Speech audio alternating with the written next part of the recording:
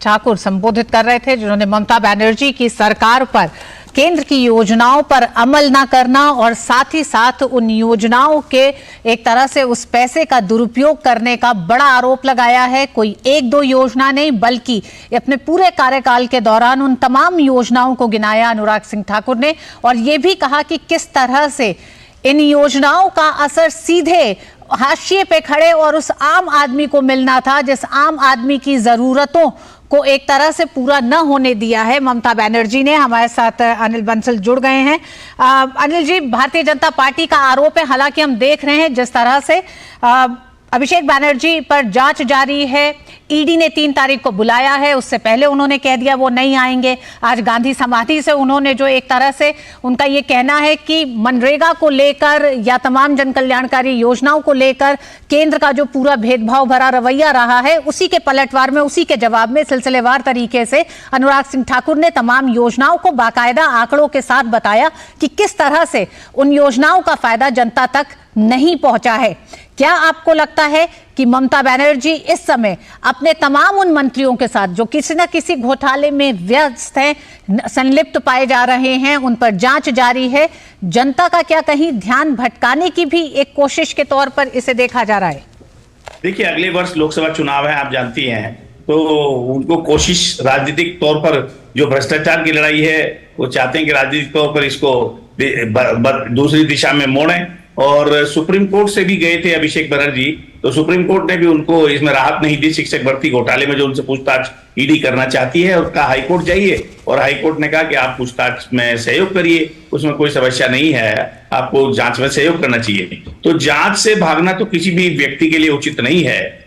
ED अगर कोई उनसे जानकारी लेना चाहती है तो मुझे लगता है ये उनके हित में भी है, अगर वो ईमानदार हैं। अगर वो उनको लगता है कि उनकी कोई भूमिका नहीं है तो उसमें फिर डर किस बात का है। और रही बात ये कि जो भेदभाव के आरोप लगाते हैं, कोई भी राज्य सरकार लगाए, देखिए अब जब से सरकारी कमीशन बना और दूसरे भी कई चीजें हुई, केंद्र राज्य संबंधों के बीच में जो पैसे का बंटवारा है वो अब एक तय फार्मूले के हिसाब से होता है। उसमें कोई व्यक्ति के हाथ में नहीं है कि प्रधानमंत्री जी या उनकी सरकार या उनका कोई मंत्री किसी राज्य के साथ कोई भेदभाव करे। जीएसटी का अपना एक संग्रह होता है, उसका एक बंटवारे का फार्मूला है, फाइनेंस कमीशन का फार्मूला है, सब चीजों के फार्मूले निर्धारित हैं। राज्य कितना योगदान करेंगे, उसके बदले में उनको क्या मिलेगा, राज्य केंद्र की योजनाओं को लागू करेंगे, इतने प्रतिशत हिस्सा केंद्र देगा, बाकी राज्य मिलाएगा। हालत यह है कि जिन योजनाओं में 80 और 85% तक केंद्र दे रहा है, वहां भी कई राज्य उसको योजनाओं को लागू नहीं करना चाहते, जबकि उनको सिर्फ मैचिंग ग्रांट के तौर पर अपना कंट्रीब्यूशन 10 से 15% ही करना पड़ता है। तो ये जो स्थिति है, इसमें आरोप लगाना, जो योजनाएं हैं वो जनमानस के लिए हैं, माटी और मानुष की बात जो है करती रही ममता बनर्जी जी, तो उनको सोचना चाहिए कि जो आम आदमी है उसके हित की योजनाएं हैं, वो चाहे केंद्र सरकार की हो चाहे राज्य सरकार की हो, उन पे ईमानदारी से अमल हो। और अंततः तो हर राजनीतिक दल यही दावा करता है कि हम लोक कल्याण के लिए राजनीति कर रहे हैं, इस क्षेत्र में आए हैं, तो फिर किस बात की डर, किस बात का। और ममता बनर्जी अगर पेश आती हैं, वो कहती है वो हवाई चप्पल में रहती हैं, वो एक कॉटन की साड़ी पहनती हैं, तो उनको तो ऐसी बेदाग दिखना चाहिए। और क्यों वो किसी को संरक्षण दें? क्या राजनीतिक मजबूरी है? अगर उनकी कोई नेता भ्रष्ट हैं तो कानून उनसे अपने हिसाब से निपटेगा।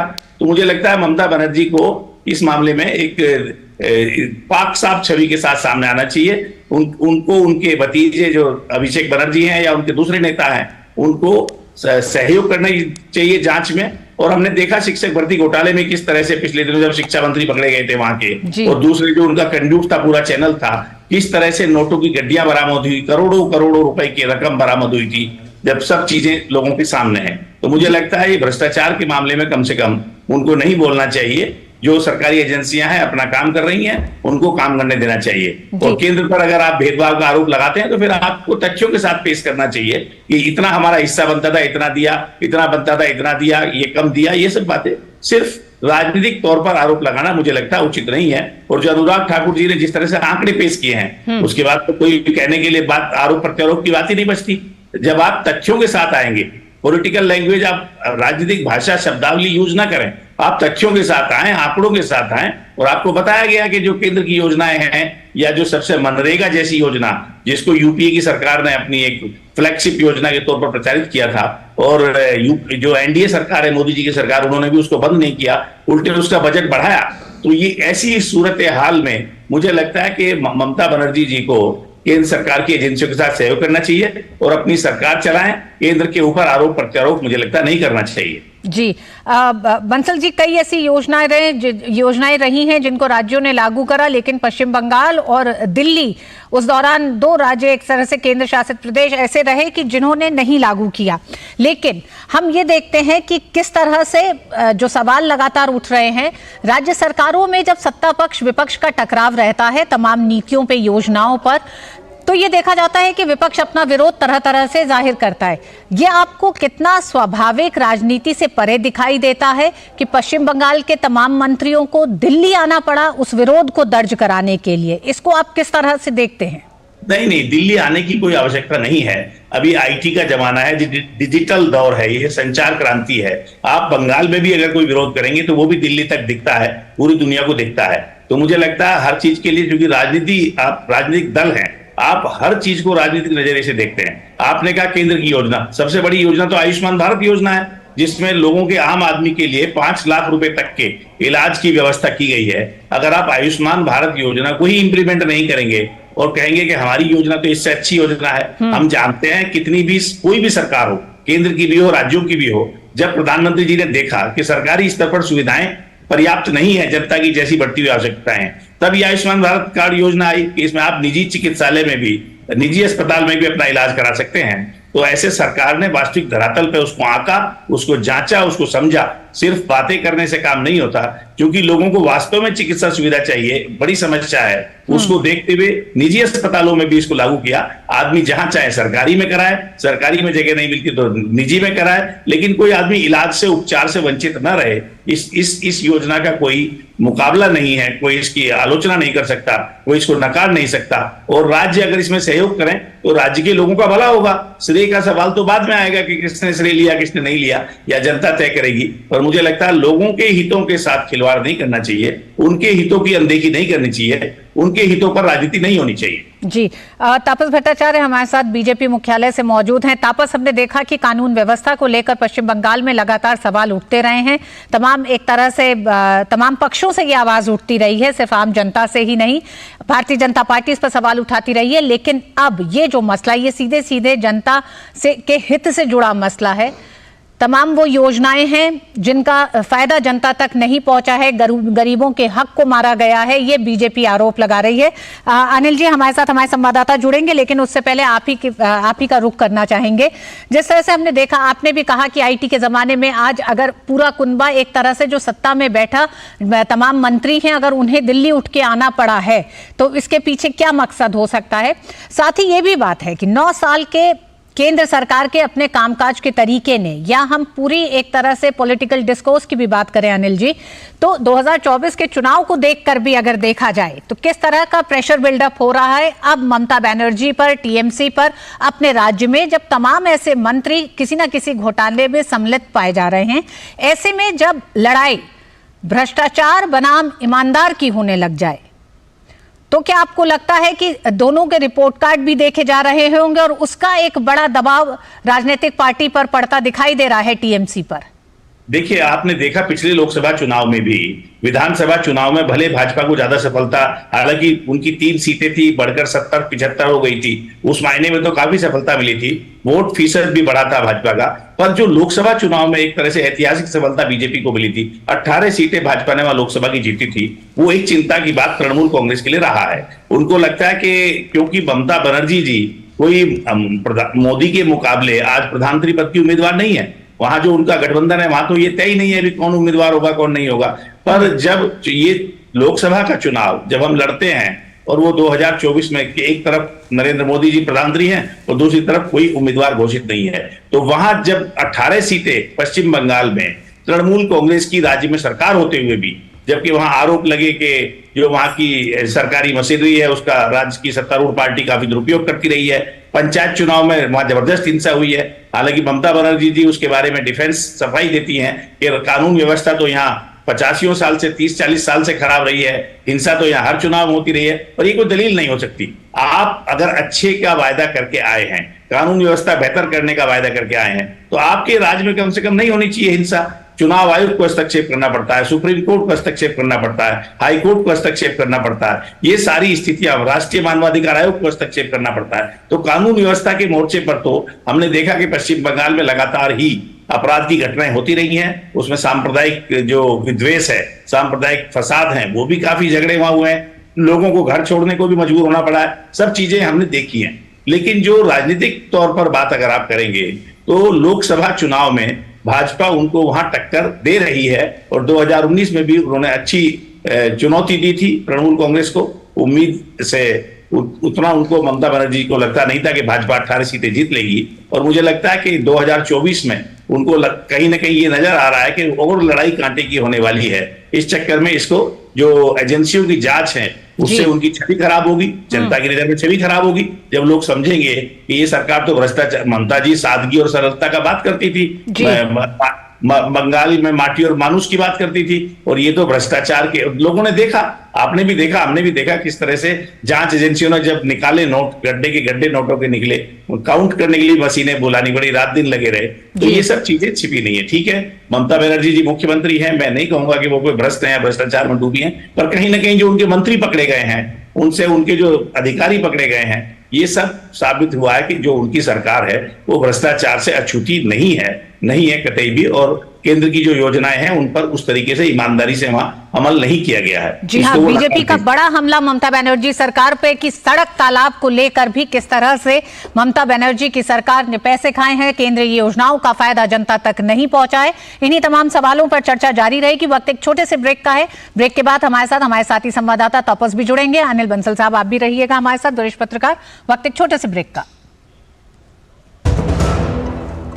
शुरू करो, डालो बुनियाद, घर महल नजर आएगा, वंडर लाइए, वंडर अपनाइए, फर्क नजर आएगा, वंडर सीमेंट, फर्क नजर आएगा। मैं क्या जी, सब जानते हैं, जहां दिखे मारियो, अपना समझ के खा लियो। होंगे बच्चे स्वस्थ भले फूलेगा बचपन, इन्हें पिलाओ मुगली घुट्टी 555।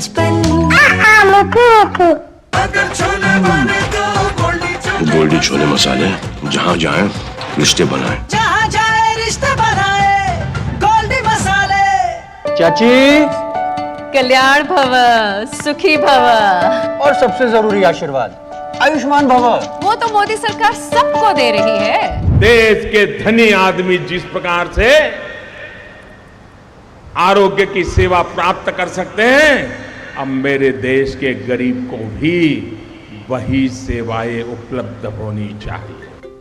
शुरू हो रहा है आयुष्मान भव अभियान 17 सितंबर से।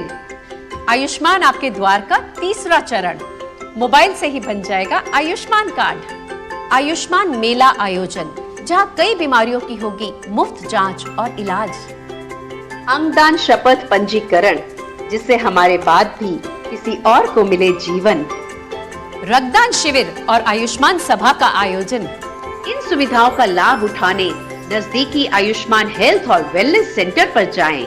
अब होगा जन जन आयुष्मान। शुरू करो, डालो बुनियाद, घर महल नजर आएगा, वंडर लाइए, वंडर अपनाइए, फर्क नजर आएगा, वंडर सीमेंट, फर्क नजर आएगा।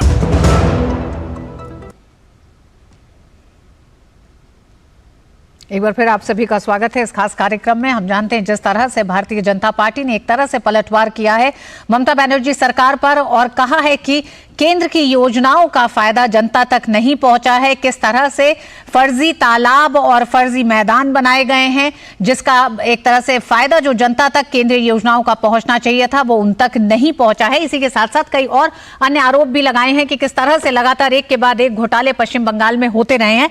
हमारे साथ दो साथी संवाददाता और वरिष्ठ पत्रकार अनिल बंसल जी जुड़े हुए हैं। प्रसन्नजीत हमारे साथ बंगाल से जुड़ रहे हैं, प्रसन्नजीत कोलकाता से जुड़ गए हैं। प्रसन्नजीत आपका भी स्वागत है। तापस हमारे साथ हैं, अनिल बंसल जी हैं। तापस पहले आपके पास आते हैं, और जिस तरह से हमने देखा कानून व्यवस्था को लेकर तमाम सवाल उठते रहे हैं, अब एक तरह से शुरुआत जो कि ममता बनर्जी के एक मंत्री ने, अभिषेक बनर्जी ने सवाल उठाया या ममता बनर्जी सरकार ने कहा कि किस तरह से ग्रामीण योजनाओं को लेकर भेदभाव का रवैया रहा है, तो अनुराग सिंह ठाकुर ने सिलसिलेवार तरीके से तमाम उन योजनाओं को गिना दिया जिनमें घोटाले हुए, साथ ही साथ आंकड़ों के साथ भी रखा है। क्या ये राजनीतिक आरोप प्रत्यारोप तक ही सीमित है या फिर सीधे अब राजनीतिक पार्टियां जनता से संवाद कर रही हैं, जनता को बताना चाह रही हैं, जनता को शामिल करना चाह रही हैं अब इस राजनीतिक लड़ाई में? देखिए, ये इसका जो अगर पहले तरह से देखें तो उसको लगता है कि ये बहुत ही ज्यादा पॉलिटिकल ये जो चीज है। तो पहली चीज अगर मैं बात करूं, जो अभिषेक बनर्जी के बारे में बात किया, तो अनुराग सिंह ठाकुर ने खुद कहा कि अभिषेक बनर्जी खुद एक ऐसे एमपी है जिन पे खुद ईडी क्वेश्चनिंग कर रही है। इनफैक्ट कल उनको ईडी के पास जाना भी है और क्या क्वेश्चनिंग करेगी उस पर एक बहुत सारी चीज है। तो शायद ये जो सारा आरोप प्रत्यारोप हो रहा है वो शायद एक और उसका एक पहलू है कि क्या जो ईडी क्वेश्चनिंग करेंगे अभिषेक बनर्जी पे, क्या उससे जो पॉइंट है उससे वो भटकाने की कोशिश की जा रही है कि नहीं। दूसरी चीज जो अनुराग सिंह ठाकुर ने कहा कि जितना उन्होंने डिटेल में एक पूरी जो प्रेस कॉन्फ्रेंस की, उन्होंने कहा कि पिछले 9 साल और उससे पहले के जो 10 साल है यूपीए के, अगर आप देखें तो उसमें पता चलेगा कि किस तरीके से एनडीए गवर्नमेंट के अंडर, प्रधानमंत्री नरेंद्र मोदी के अंडर में बंगाल को जिस तरीके से पैसा दिया गया जिस डेवलपमेंट के लिए, वो सच में वो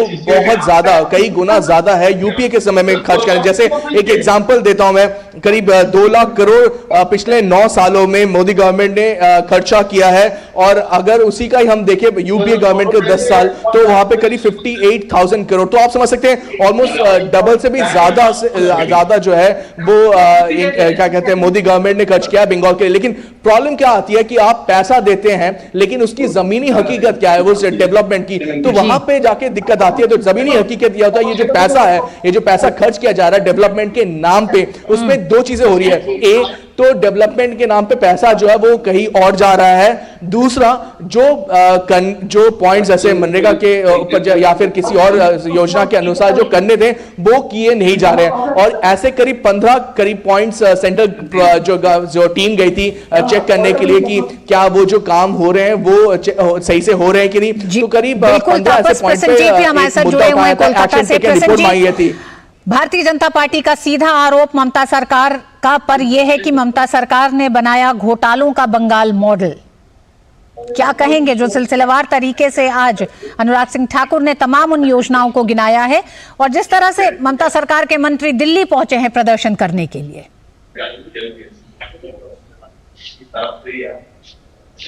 क्या मुझे पूछ रहे हैं? जी प्रसन्नजीत, आप ही से। हाँ, तो देखिए, ये हम तो डीडी न्यूज पर पिछले कई सालों से, कई महीनों से बता रहा था कि खासकर से पीएमएवाई जो प्रधानमंत्री आवास योजना और दूसरी तरफ जो मनरेगा की पैसा है, ये दोनों को लेकर फ्रीबीज की तरफ इसको रूट किया गया था, इस तरफ लेके चला गया था। और मैं आज एक ऐसी बात बताऊं, आप सब लोगों को पता होना चाहिए, बंसल साहब को मैं पता होना चाहिए कि कल शाम को ये ममता बनर्जी की सरकार, इन्होंने घोषणा किया है कि पिछले 3-4 सालों से जो क्लब को सालाना 2 लाख रुपया दिया जाता था अपने इंफ्रास्ट्रक्चर बढ़ाने के लिए फ्रीबीज के हिसाब से, वो 2 लाख रुपया सालाना ये बंद किया जा रहा है। क्यों बंद किया जा रहा है? क्योंकि ये इंफ्रास्ट्रक्चर बढ़ाने के लिए वो क्लब क्या काम किया है, इसका कोई हिसाब सरकार तक नहीं पहुंची है। तो आप ऋतु समझने की कोशिश करें, जो ये सरकार क्लब को पैसा देना बंद कर रहे हैं क्योंकि इन्होंने क्लब हिसाब नहीं दिया। सेम बात, एक ही बात करप्शन की साथ ये भी बताया जा रहा है कि आप हिसाब नहीं दे रहे हो, इसीलिए आपका पैसा रोका गया है। तो जो सरकार यहाँ पे प्रधानमंत्री की तरफ से या केंद्रीय सरकार की तरफ से किया जा रहा है, एक ही काम प्रदेश सरकार की तरफ से, तृणमूल कांग्रेस सरकार की तरफ से किया जा रहा है। तो जो हंगामा, इसको मैं हंगामा कहूंगा, आंदोलन नहीं कहूंगा, जो हंगामा आज इस पवित्र दिन राजघाट में जाके अभिषेक बनर्जी भतीजे इनकी अगुवाई में किया गया है, ये सिर्फ ध्यान भटकाने के लिए जो आंकड़ा अनुराग सिंह ठाकुर जी ने रखा, वो आंकड़ा पूरी तरह से पूरे बंगाल में फैल चुके हैं। और 2 दिन पहले बांकुड़ा नाम की जगह पे एक मिट्टी की दीवार गिरने से 3 बच्चों का मौत हो गया।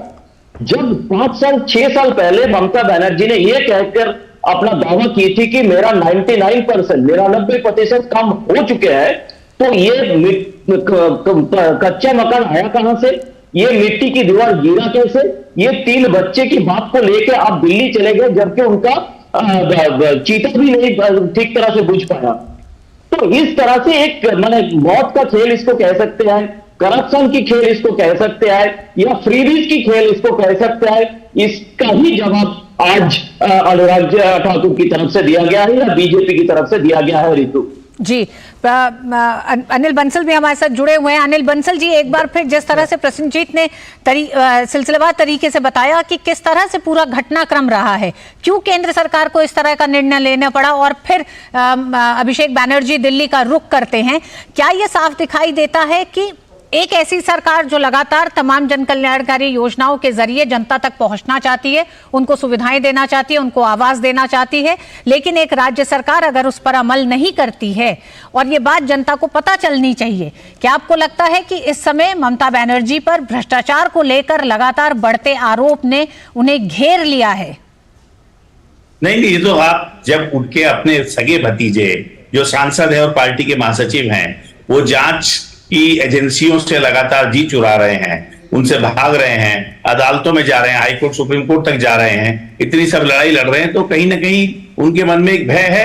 भय तो ये व्याप्त है कि उनकी जो अभिषेक बनर्जी की वाइफ हैं, उनसे भी जांच एजेंसियों ने पहले पूछताछ की थी, तो केंद्र के साथ टकराव उनको लगता है वो हमें राजनीतिक रूप से लाभप्रद होगा, ऐसा वो मानकर चलती हैं। तभी तो आप देखिए, राज्यपाल अगर राज्य के विश्वविद्यालयों के कुलाधिपति चांसलर होते हैं, और सभी राज्यों में है कि वो कुलपति की नियुक्ति राज्यपाल ही करते हैं कुलाधिपति के नाते। तो पश्चिम बंगाल में ममता बनर्जी जी राज्यपाल को कुलपतियों की नियुक्ति भी नहीं करने दे रही हैं। उन्होंने एक विधेयक पारित किया है और कुलपति को कुलाधिपति जो राज्यपाल कुलाधिपति होते हैं, उनका कुलाधिपति पद छीनकर विधेयक पारित किया है, जो मुख्यमंत्री ही राज्यों के विश्वविद्यालयों की कुलाधिपति होगा, ऐसा करके कानून में बदलाव करके भेजा है, जो राजभवन में वो विधेयक अभी लंबित है।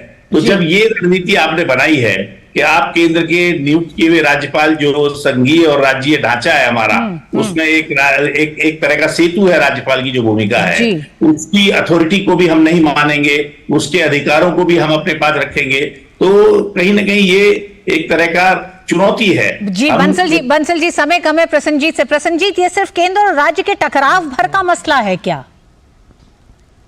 नहीं, देखिए मैं ऋतु एक बात बता दूं, मैं जो कहना चाह रहा था कि ममता बनर्जी गई नहीं, और INDI का सबसे बड़ा क्या कहना चाहिए प्रवक्ता हुआ करती थी ममता बनर्जी। आप देखिए, आज के दिन बंगाल के खिलाफ अगर इतना ज्यादा इस तरह की व्यवहार किया जा रहा है प्रदेश केंद्र सरकार की तरफ से, तो INDI का एक भी नेता वहां पे हाजिर नहीं है। INDI का एक भी पार्टी की तरफ से एक सैंडल में कुछ भी बयान नहीं है। कहानी यह है कि सबको समझ में आ गया कि ममता बनर्जी और उनका भतीजे अपने परिवार के ऊपर जो करप्शन की चार्जेस है, उनसे ध्यान भटाने के लिए ये सब कुछ कर रहा है, और इसीलिए INDI का लोग भी इससे अपना दूरी रखना ही ठीक समझ रहे हैं, और ये बात पूरे देश को समझना चाहिए। ऋतु, प्रसेनजीत, अंत में बस आपसे, क्योंकि ये सवाल अनिल जी से भी पूछा था, क्या भ्रष्टाचार को लेकर पिछले 10 सालों में अगर हम कहें तो चुनाव में जाने से पहले राजनीतिक पार्टियां अपना रिपोर्ट कार्ड जनता तक कितनी पहुंची हैं, क्या योजनाएं पहुंची हैं, विकास कितना हुआ है, उस पर तय हो रहा है। ऐसे में अगर पश्चिम बंगाल में तमाम वो मामले भ्रष्टाचार से संबंधित सामने आ रहे हैं और मंत्री तमाम उसमें संलिप्तता उनकी पाई जा रही है, तो क्या ममता बनर्जी के लिए 24 के लिए बड़ी घटना है? INDI गठबंधन से बड़ी ये चिंता है उनके लिए? बिल्कुल ऐसा ही कहानी है, क्योंकि देखिए जिस तरह से लोग कैसे चुनाव लड़ते हैं, लोग लड़ते हैं जो 2011 से 2023 तक जो सरकार में है, तो अपना डेवलपमेंटल स्कीम्स को लोगों के सामने रखकर चुनाव लड़ने की कोशिश करेगी। लेकिन यहाँ पे वो 34 साल की जो वाम मोर्चे की सरकार की केंद्र की वंचना बोल के एक नैरेटिव चलता था जब इस तरह से टीवी वगैरह नहीं होता था। उसी तरह की एक स्ट्रीट फाइटिंग और स्ट्रीट स्मार्ट एजेंडा को लेने की कोशिश कर रहे हैं ममता बनर्जी और उनके टीएमसी और भतीजे। क्योंकि आप जैसे कह रही थी कि ये सारे के सारे ईडी की भतीजे की जो माँ बाप है, मतलब ममता बनर्जी की जो दादा और सिस्टर इन लॉ है, वो भी ईडी के दायरे में है, मतलब पूरा परिवार ईडी के दायरे में है। तो इनसे अगर ध्यान भटकना है तो इसी तरह से खर्चा करके दिल्ली जाना, वहां पे पवित्र दिन में राजघाट में इस तरह के उत्पात मचाना, यही उनका काम है।